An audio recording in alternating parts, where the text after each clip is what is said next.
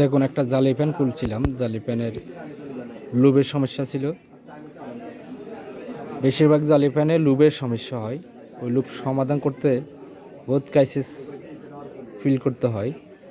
যেমন এই যে এরা যখন লুপটা বাঁধে বা যারা এই ফ্যানটা তৈরি করে, তারা যখন এই লুপটা বাঁধার পরে এই পাইবারগুলো দেয়, পাইবারগুলো যখন দেয় এই পাইবারগুলো, তখন এই কয়েলের এই পাশে মনে করেন না, যেখানে লুপটা বাঁধে এই জায়গাটায় মনে করেন একটু এই পাইবার দিয়া বা যে কোনো একটা, যে আপনার এই কটন কাপড় একটা দেয় না, এই যে কয়েলের সাথে যে কাপড়টা দিয়ে বাঁধে বা একটা যে কোনো একটা কিছু দিয়ে, তারপরে যদি ওই লুপ পাইবারগুলো মাওয়ানা দেয় বাঁধে যখন, তখন মোটামুটি সমস্যা আর হয় না, খুলি হইতে পারে। এখন এই লুপটা খুলতে যাইয়া এখন এখান দিয়ে আমার এই যে আমার আঙুল আঘাত দিয়ে এখান দিয়ে মাওয়ানা ছুটি গেছে।